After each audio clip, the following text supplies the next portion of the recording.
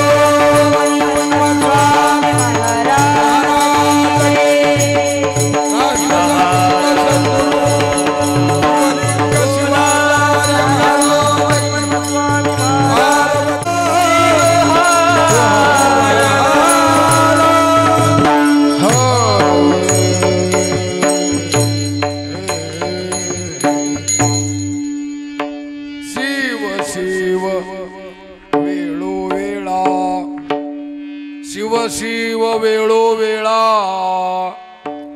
जिव्हे लागे लागो चाळा सकळ जगाचे जीवन जडो डोळा माझे ध्यान तीर्थयात्रा पायी घडो परोपकारी देह पडो सकळ जगाचे जीवन जडो डोळा माझे ध्यान मन्मथ म्हणे हेच द्यावे मन्मथ म्हणे हेच द्यावे वारंवार जन्मा यावे सकळ जगाचे जीवन जडो डोळा माझे ध्यान शिवहार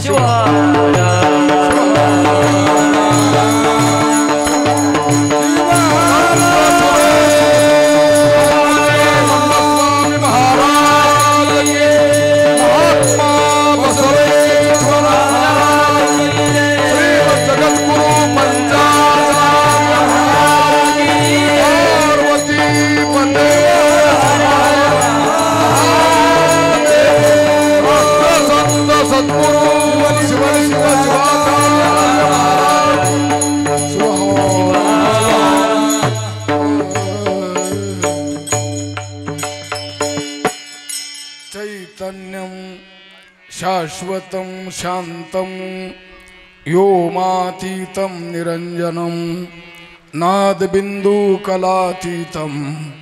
तस्मै श्रीगुरवे नमः तस्मै श्रीगुरवे नमः तस्मै श्रीगुरवे नमः शिव शिव वेळो वेळा जिव्हे लागी लागो चाळा सकळ जगाचे जीवन जडो डोळा माझे ध्यान सज्जन हो अखंड शिवनाम सप्ताहातील आज 7वा दिवस आणि या शुभमंगल प्रसंगी टाळारतीच्या प्रसंगी संयोजकांनी कीर्तनाची सेवा माझ्याकडे सोपवलेली आहे प्रस्तुत कीर्तन रूपी सेवेकरिता निवडलेला अभंग संत श्रेष्ठ संत शिरोमणी मन्मथ माऊली यांचा अभंग वाङ्मयातील असून मागणीपर प्रकरणातील अभंग सेवेकरिता निवडलेला आहे वास्तविक पाहता संताच्या वाङ्मयावर बोलण्या इतका मी शहाणा नाही मी नेहमी सांगत असतो संताचं वाङ्मय हे अथांग सागरासारखं आहे समुद्रासारखं आहे आणि त्यातून माझ्यासारख्याचं सांगणं म्हणजे कीर्तन करणं म्हणजे समुद्रातलं पाणी रुकवतातल्या चमच्यानं मोजल्यासारखं आहे रुकवतातला चमचा म्हणजे साखरेचा चमचा घेतला आणि साखरेच्या चमच्यानं सागराचं पाणी मोजायचा प्रयत्न केला किती दिवसात होईल शक्य नाही संताचं वाङ्मय सांगता सांगता पराही पशंती मध्यमा वैखरी वेद वाचाचारी मौनावया भांबावले 6 अष्टादश वेडी काळाची बोबडी वळली जेव्हा. संताचं वाङ्मय सांगता सांगता 6 शास्त्र 18 पुराण 4 वेद थकले. ते सांगण्याकरता तुमच्या समोर मी थांबलोय. म्हणजे 6 शास्त्र 18 पुराण 4 वेद याचा अभ्यास करून मोठा शहाणा म्हणून नाही, केवळ एकाच कारणाकरता तुमच्या समोर थांबलोय. ते कारण असं आहे, थोरांचे चाकरी करीतो सर्वदा. थोरांचे चाकरी करीतो सर्वदा. थोरांचे चाकरी करीतो सर्वदा.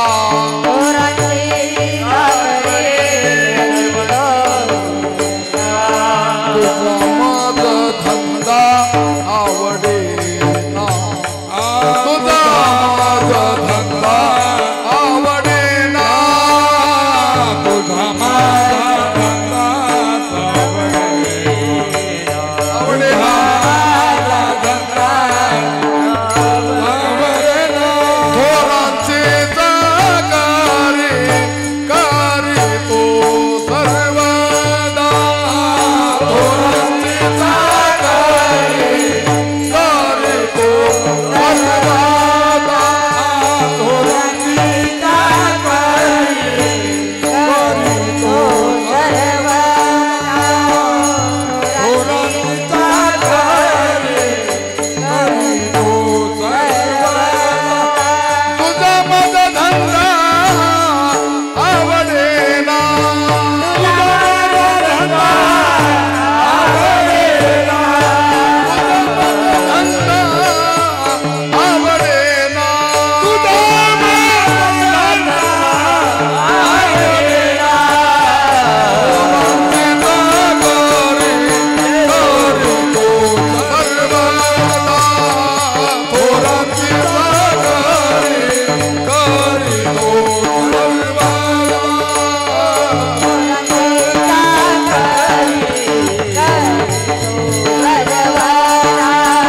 थोरांची चाकरी करीतो सर्वदा.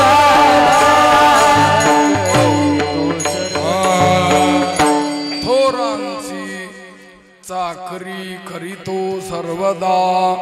तुझा मज धंदा आवडेना. उपस्थित सर्व मंडळीची व संत वाङ्मयाची सेवा करण्याकरता मी उपस्थित आहे. प्रथमतः तुम्हा सर्वांना नमस्कार करून सेवेला सुरुवात करतो. नमस्कार माझा श्रोतेला थोरा. नमस्कार माझा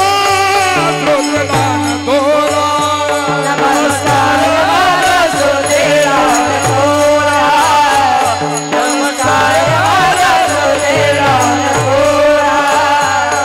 नारी आणि नरा सर्व याती. नारी आणि नरा सर्व याती. नमस्कार माझा श्रोतेला थोरा. नमस्कार माझा श्रोतेला थोरा. नमस्कार माझा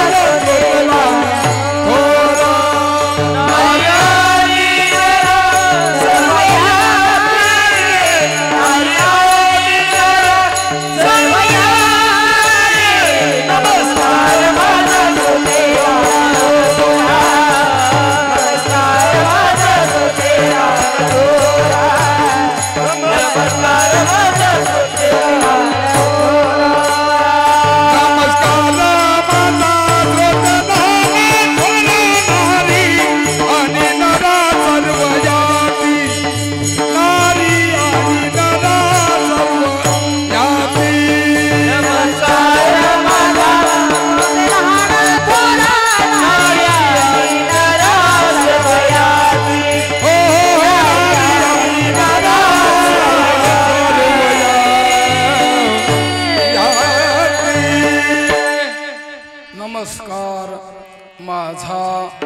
श्रोते लहान थोरा नारी आणि नरा सर्व याते.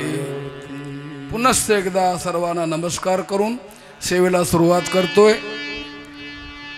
संत श्रेष्ठ मन्मथ माऊलीने या अभंगातून मागणं मागितलेलं आहे. आणि जीवनामध्ये सगळ्यात वाईट गोष्ट कोणती असेल तर ते म्हणजे मागणं. कारण मागण्या इतकं वाईट दुसरं काहीच नाही. कारण मागणाऱ्याला दीन व्हावं लागतं, लीन व्हावं लागतं, लहान व्हावं लागतं. आणि म्हणून एक पुराणातला दृष्टांत आलेला आहे.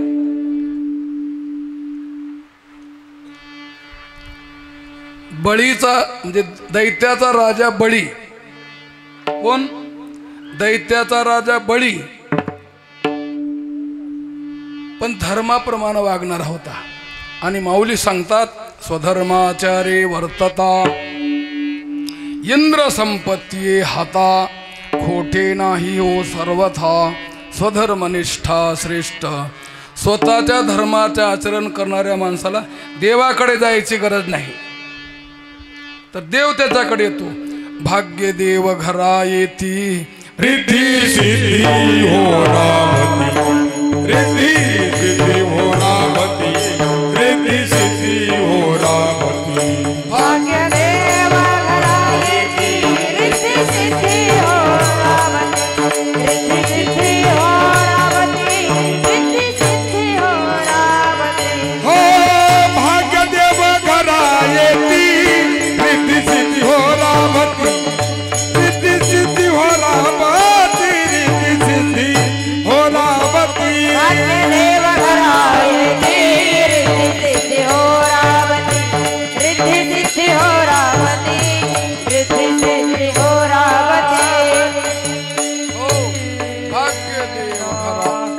भाग्य देव घरा येती, रिद्धी सिद्धी हो राबती. स्वतःच्या धर्माचे आचरण करणाऱ्या माणसाला देवाकडे जायची गरज नाही, देव त्याच्या घरी राबतो, त्याची कीर्ती होते. आणि जिकडं तिकडं त्याचंच नाव गायलं जातं, तो स्वतःच्या धर्माचं आचरण करतो. आणि म्हणून बळीराजा धर्माचं पालन करत होता. आणि म्हणून अलीकडेही आळी पिळी जाऊ दे आणि रामाचं राज्य येऊ दे कधीच म्हणणार बाया. का म्हणतात? बळीचं राज्य. आळी पिळी जाऊ दे आणि रामाचं राज्य येऊ दे म्हणतात का? बळीचं येऊ दे म्हणतात का? रामाचं काय येऊ दे म्हणणार? रामाच्या राज्यामध्ये काही काळापुरता कोणा राम धर्म सोडून वागलेला आहे, आला लक्षात. पण बळीराजा धर्म सोडलेला नाही. बळीच्या राजाच्या राज्यामध्ये स्त्रियावर अत्याचार झालेला नाही, स्त्रियाला दुःख मिळालं नाही. आणि म्हणून महिला म्हणतात आळी पिळी जाऊ दे आणि बळीचं राज्य येऊ दे म्हणतात.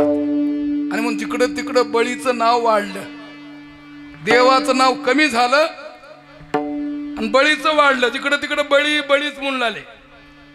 नारदानं पिन केली जाऊन, म्हणजे तुमचं काही खरं नाही, आता सगळे त्याचंच नाव गुलाय. आणि मग कुणाला वाटतं आपली खुर्ची जावं आणि दुसऱ्या त्या खुर्चीवर दुसरं कोणीतरी बसावं, असं वाटतं का कुणाला? आणि म्हणून देवानं त्याचं सत्व पाहण्याकरता वामन रूप धारण केलं. बुटक्या माणसाचं रूप, जोकरचं रूप धारण केलं, बारक्या माणसाचं बट्टू. आमच्या दरबारात जर असा माणूस आला तर आम्ही त्याला हसतो घंटाभर. पण ग्रस्ताश्रमी लोकांचं कर्तव्य आहे, घरला आलेला अतिथी कोणीही जातीचा असो, कोणीही असो, कसाही असो, त्या आलेल्या अतिथीचं यथोचित स्वागत करणं हे ग्रस्ताश्रमी लोकांचं काय कर्तव्य आहे. त्या बळीराजानं आलेल्या अतिथीचं यथोचित स्वागत केलं. स्नान पूजा वगैरे सगळं झाल्याच्या नंतर तो दानशूर होता. आणि मग विचारलं काय काम काढलं माझ्याकडे, कसं करता आलात? त्यानं सांगितलं मला राहायला घर नाही, बसायला जागा नाही, 3 पांड जागा म्हणजे 3 ढांगा पावलं जागा पाहिजे म्हणून सांगितलं. बळीने सांगितलं तथास्तु. भक्त कुणाला म्हणायचं माहित आहे? तथास्तु दिलं. त्याला गुरुनं सांगितलं देऊ नको म्हणून. बळीराजाला सांगितलं गुरुनं बळीच्या की देऊ नको, तुला फसवायला आलेला आहे व्यक्ती. आईने सांगितलं देऊ नको म्हणून, पण त्यानं सांगितलं प्राण गेला तरी जाओ, परी न सांडी निष्ठा भाऊ, तोची निज भक्तीशी ठाऊ, शुद्ध भक्त स्थळे या नाव. प्राण गेला जान जाय मगर वचन न जाय. आणि मग त्यानं सांगितलं दिलं. देव बरोबर तुम्हाला विचारतो, देव लहान की मोठा रे? अय मावशी, देव लहान की मोठा? लहानात लहानी तोच आहे आणि मोठ्यात मोठाही तोच आहे म्हणण्यापेक्षा त्याच्याशिवाय विश्वामध्ये दुसरी वस्तूच नाही. आणि म्हणून लहानात लहानी तोच आहे. एक भक्तिगीत आहे, थोडक्यामध्ये भक्तिगीत म्हणून दाखवतो. देव डोलतो उंच पिकातून, देव बोलतो बालमुखातून, कधी होणे देव भिकारी, अन्नासाठी अर्थ पुकारी. कोणत्या ना कोणत्या रूपात, कशा कोण्या स्वरूपात देव घरला येईल सांगता येत नाही. देवानं आपलं रूप बदललं. जे वामन रूप होतं ते बदललं आणि विराट रूप धारण केलं आणि 2 पावलामध्ये बळीराजाचं सगळं राज्य ताब्यात घेतलं आणि सांगितलं, 3रा पाऊल कुठं ठेवू सांग.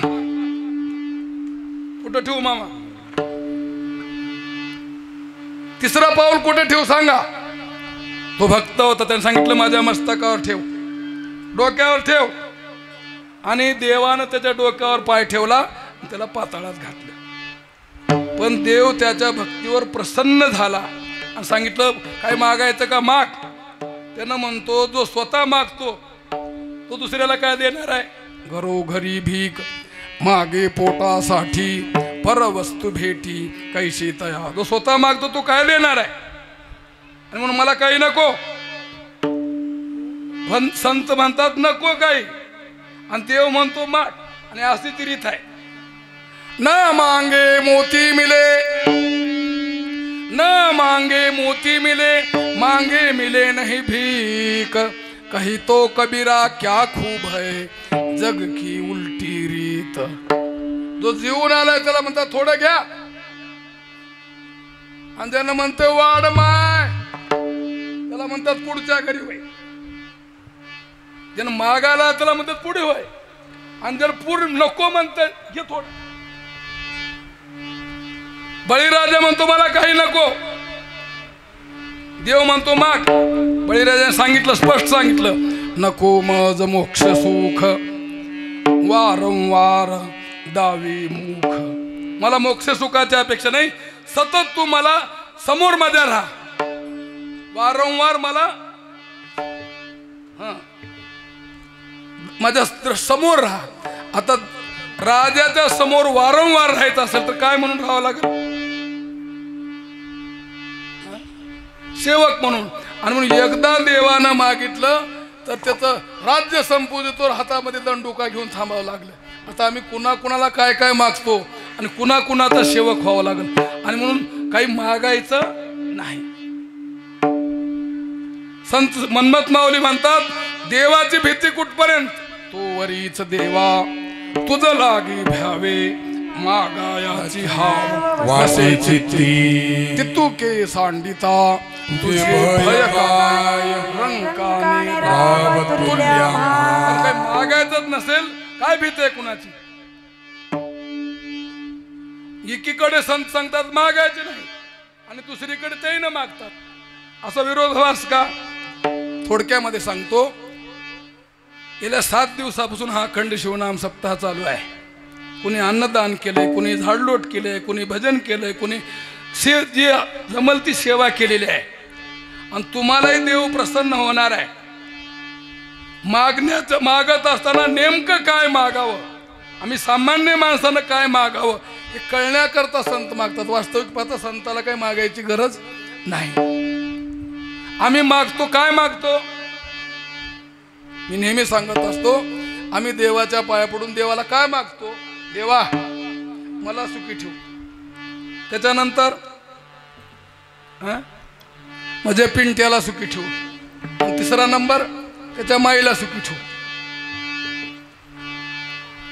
मला माझ्या पिंट्याला त्याच्या बाकीचं तर काय का होईना. पण संताचं वाङ्मय असं आहे, आणि काही ऐसे करावे सुखाचे मळे पिकवावे, अमूलाग्र नासून जावे विघ्न बाधा. पूर्ण विश्वातलं विघ्न नाहीसं झालं पाहिजे. आणि म्हणून आम्ही काय मागावं आम्हाला कळत नाही. म्हणून संत आमची बाजू घेऊन देवाकडे मागणं मागतात.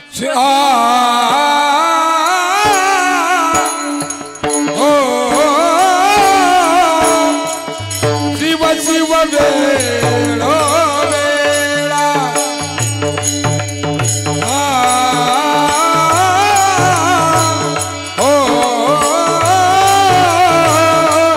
शिव शिव वेळो वेळा शिव शिव वेळो वेळा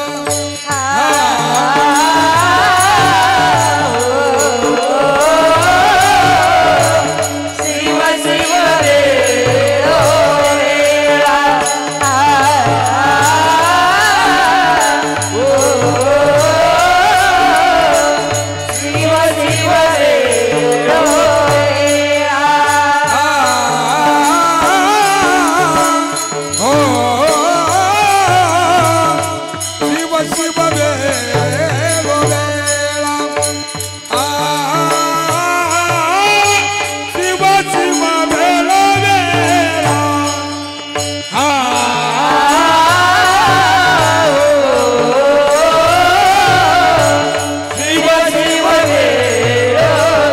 वेळा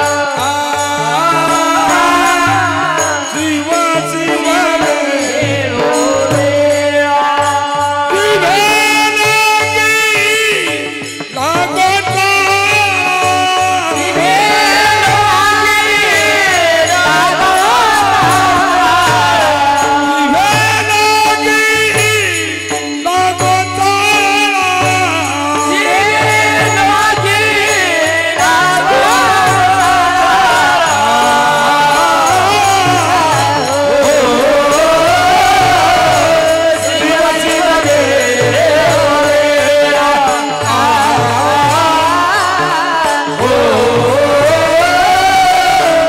शिव शिव वेळो वेळा शिव शिव वेळो वेळा शिव शिव वेळो वेळा जिभे लागे लागो चाळा. संत श्रेष्ठ मन्मथ माऊली तुमची आमची बाजू घेऊन देवाला मागणं मागताना म्हणतात, माझ्या जिभेला शिव शिव वेळो वेळा म्हणायचा चाळा लागावा, छंद लागावा, परमेश्वराच्या नामस्मरणाचा छंद लागावा. देवाचं नाव घेणं सोपं आहे, पण मुखाला येणं अवघड आहे. आणि म्हणून मुखाला येण्याकरता शेवटच्या क्षणाला परमेश्वराचं नाम येण्याकरता त्याचा छंद लागावा. माऊली मागताना म्हणतात, माझ्या जीवेला सतत परमेश्वराचा शिव शिव वेळोवेळा आणि जिभे लागी लागो चाला. आपण सुद्धा देवाला दुसरं काहीच मागायचं नाही. काय मागायचं? शिव शिव वेळोवेळा जिभे लागे लागो चाळा. कारण नामस्मरणाचा परिणाम माऊलीनं आपल्या परमर्श ग्रंथात सांगितलेला आहे. कारण सतत जर आम्ही नामस्मरण करत राहिलो आणि त्याचा छंद लागला तर शेवटच्या क्षणाला त्याचं नामस्मरण येईल. अंतकाळी शिवस्मरण होणे नसे अभ्यासाविन, मनोनी नित्य नेमे शिवभजन करावे जागृती स्वप्नेही. किंवा शिवदास माऊलीच्या शब्दात सांगायचं असेल तर असनी शयनी भोजनी आसनी शयनी भोजनी गमनी आसनी शयनी भोजनी गमनी प्रेमे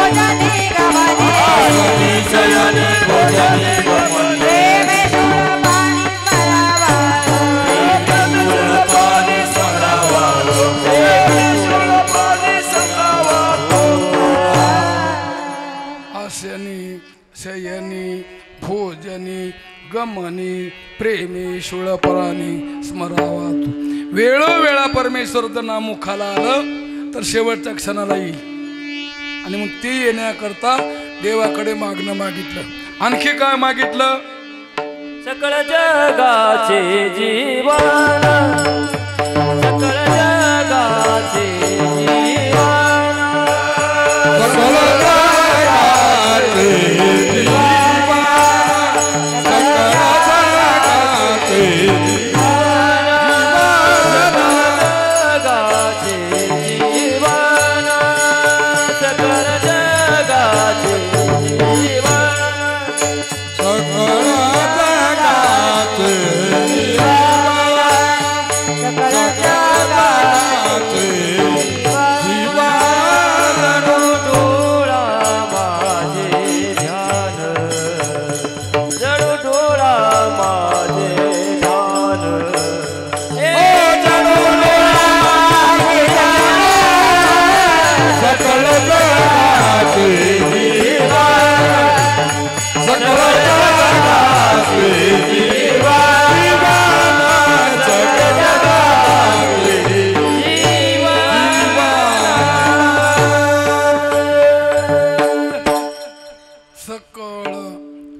जगाचे जीवन जडो डोळा माझे ध्यान. माझ्या डोळ्याला सकळ जगाचं जीवन असणार सत्य दिसावं. काय सकळ जगाचं जीवन काय आहे? माझ्या जीवीचे जीवन आणि देव पार्वती रमण. सकळ जगाचं जीवन म्हणजे परमात्मा आहे आणि माझ्या डोळ्याला सतत काय दिसावं? सकळ जगाचे जीवन जडो डोळा माझे ध्यान. डोळ्याला जे पाहिलं त्याच्यामध्ये काय दिसावं? परमात्मा दिसावं. दे जे दिसे दृष्टी पुढे ते अवघे शिवरूप गाढे ऐशिया संताची हुडे निर्भय हिंडो. कारण डोळ्यातला भेद निघून गेला पाहिजे आणि म्हणून माझ्या डोळ्याला सगळं एकच दिसावं, दुसरं काही दिसूच नाही. कारण डोळ्याला ध्यान कशाचं लागावं? सकळ जगाचे जीवन आणि जडो डोळा माझे ध्यान. आणि ज्यावेळेस अशी अवस्था प्राप्त होते त्यावेळेस माऊली त्याची अवस्था सांगतात त्या भक्ताची. हा गज, हा मशक, हा स्वामी, हा सेवक, हा राजा, हा रंक, नेनेची निवाडा. कारण त्याच्या दृष्टीतला भेद निघून गेला. मी आणि तू, माझा आणि तुझंही निघून गेलं. सगळीकडे पाहिल तिकडे तर परमात्मा दिसायला लागला. जी दृष्टी पवित्र झाली. माऊली सांगतात परमर्ष ग्रंथात, ज्याची दृष्टी झाली चैतन्य घन, ज्याची दृष्टी झाली चैतन्य घन, जैसे दृष्टी तैसे होय मन, जैसे मन तैसा भाव जान.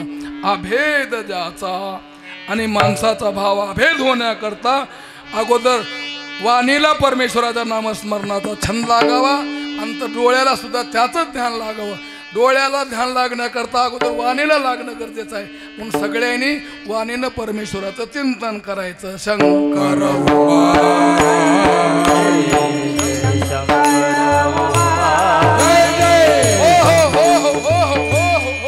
लाज अभिमान करावे भजन प्रेमानंदी.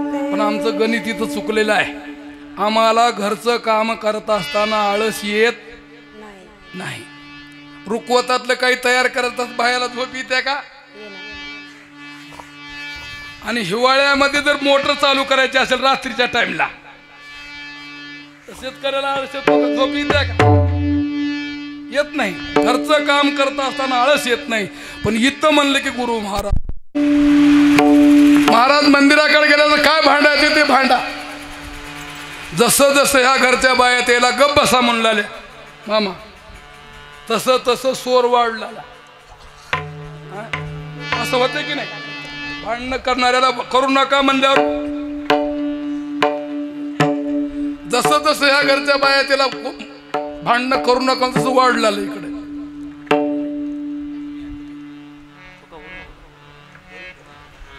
कोणते कोणते मंत्र म्हणावं लागते भांडणं करताना?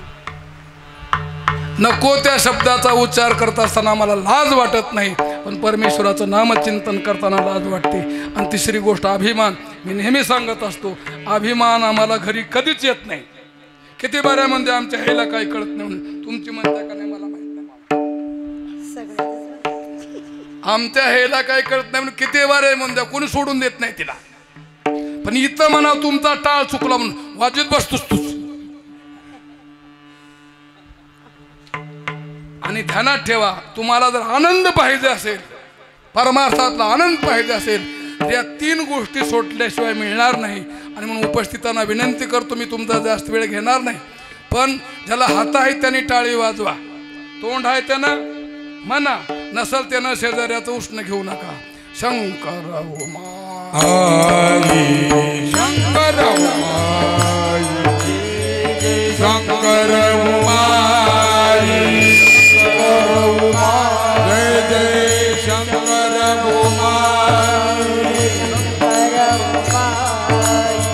शंकर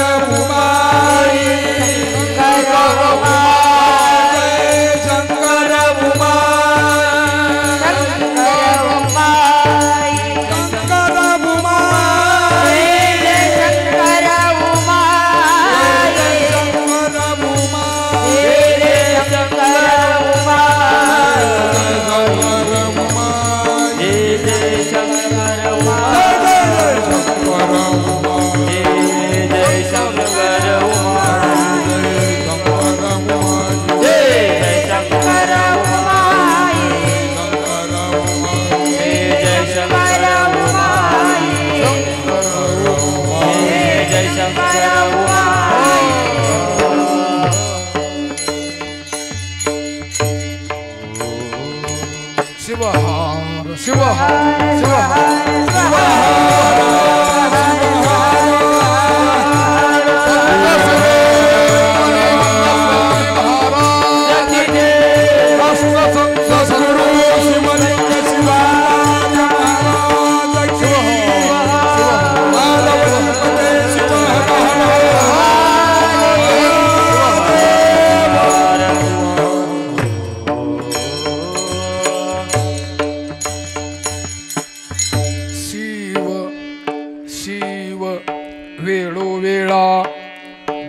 लागी लागू चाळा सकळ जगाचे जीवन जडो डोळा माझे ध्यान. संत शिरोमणी मन्मथ माऊली अभंगाच्या पूर्वार्धात माझ्या जीवेला परमेश्वराचा नामस्मरणाचा छंद लागावा आणि माझ्या डोळ्याला त्याचं ध्यान लागावं. कारण वेळ कमी असल्यामुळं मी एक्सप्रेस मध्ये चालतोय. अलग सर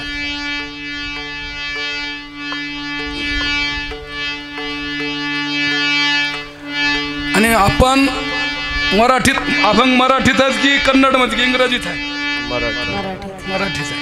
म्हणजे मी बोलले सगळ्या समजले की आपण सगळे देवाला काय मागायचं आहे? पैसा मागायचा नाही, सत्ता मागायचं नाही, संपत्ती मागायचं नाही. काय मागायचं? शिव शिव वेळोवेळा जिव्हे लागे लागू चाळा. कारण बाकीच्या गोष्टी किती मागून घेतलात तर अगोदरच्या काळामध्ये एक शास्त्र म्हणत होत्या महिला मंडळ, माड्यावर माड्या 32 माड्या, त्याच्या पुढचं मला पाठ नाही. अरे किती कमवलं, नग्न तू आलासी आणि गड्या नागवाची जासी. येताना रिकामे हाताना आल्यावर जाताना रिकाम जायचंय. आणि म्हणून देवाला सत्ता संपत्ती वैभव प्रपंचातल्या गोष्टी काही न मागता एकच मागा, शिव शिव वेळोवेळा जिव्हे लागी लागू चाळा सकळ जगाचे जीवन जडो डोळा. आणखी काय मागितलं माऊलीनं? तीर्थयात्रा पायी घडो, तीर्थयात्रा पायी घडो, तीर्थयात्रा पायी घडो, तीर्थयात्रा पायी घडो,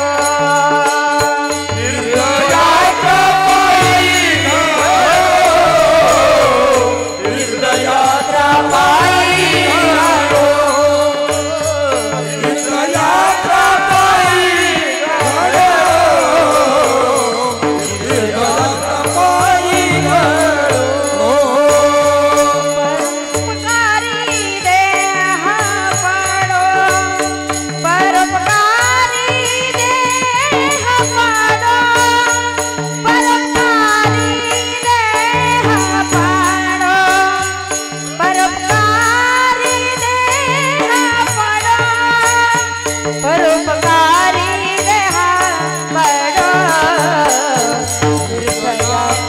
पायी घडो,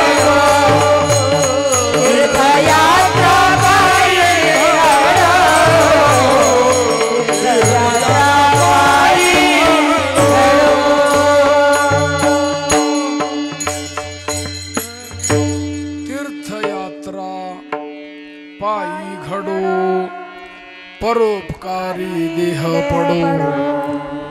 मन्मथ माऊली मागणं मागताना म्हणतात, पायानं तीर्थयात्रा करता मिळावी, माझे पाये चांगल्या रस्त्यानं जावेत.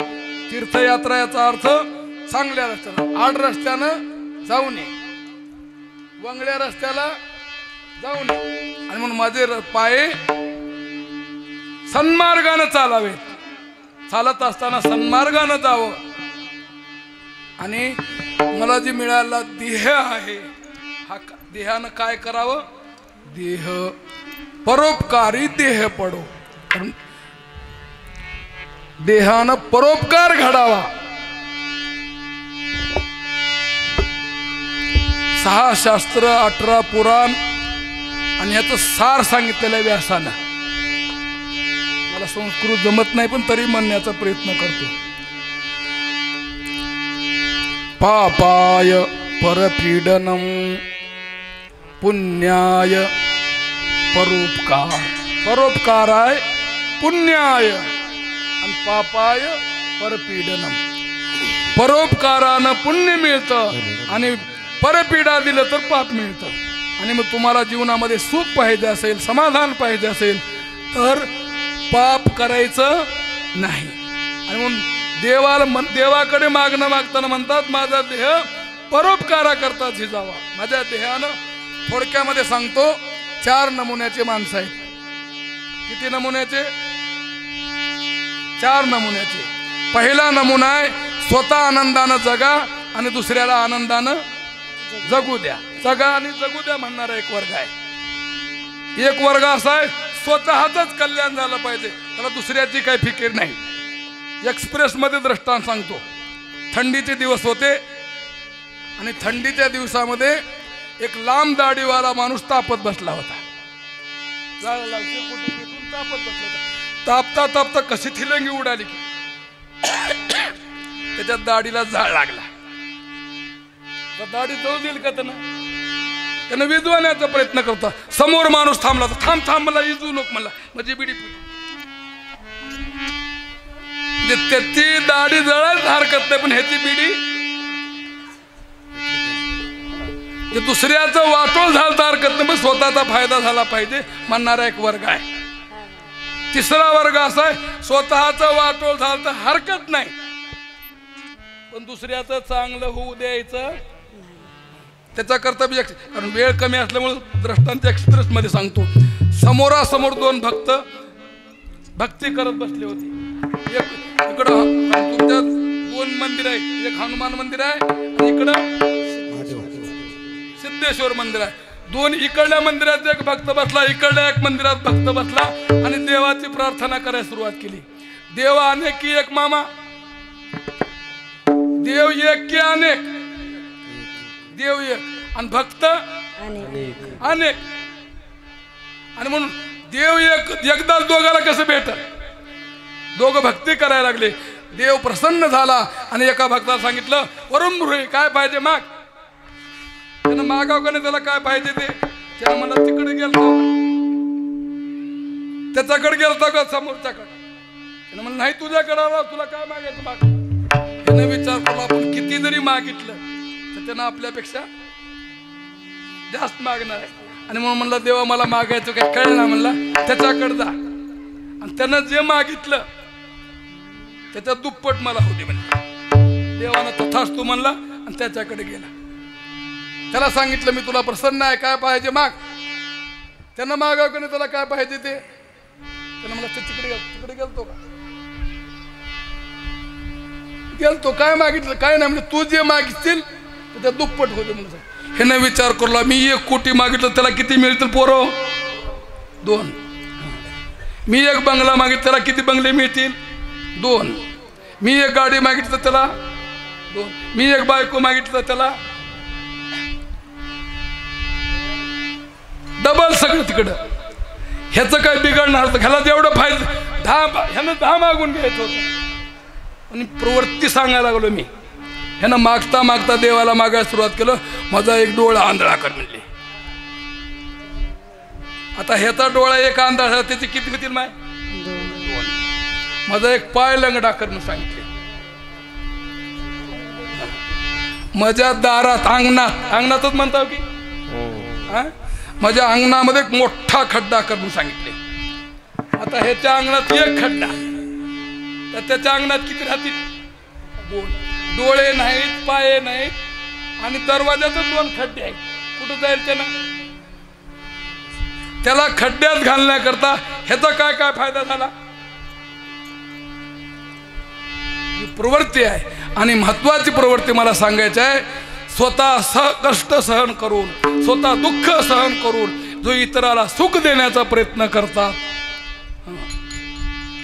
त्यालाच संत म्हणतात. आणि संत म्हणतात माझ्या शरीराकडून कुणाला दुःख घडू नये तर घडाव काय परोपकार.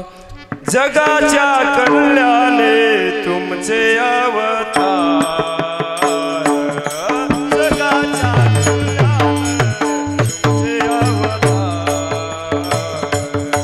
जगाच्या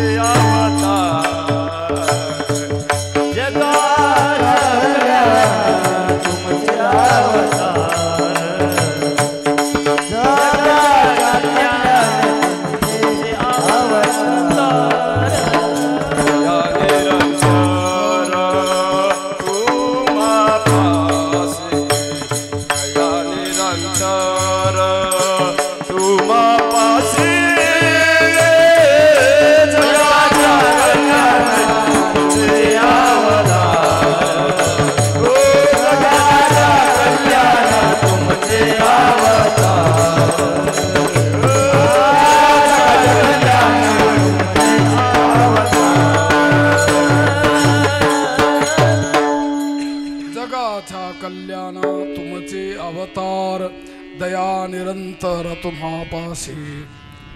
आणि म्हणून दुःख देणाऱ्यालाही जे सुख देण्याचा प्रयत्न करतात. माऊली सांगतात दुःख देणाराही,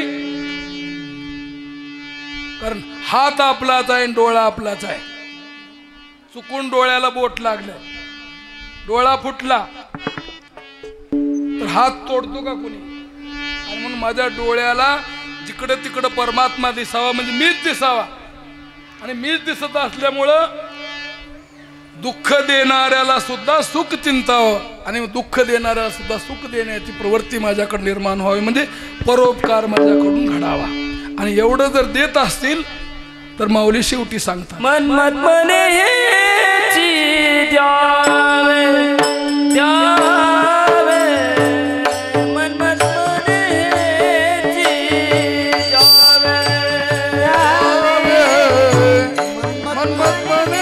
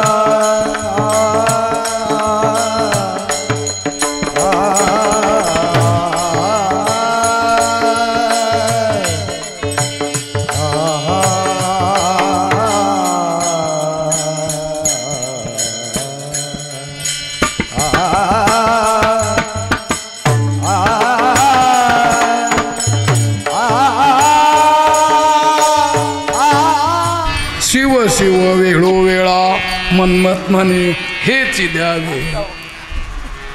सकळ जगाचे जीवन जडो डोळा माझे ध्यान मनमत म्हणे हेच द्यावे.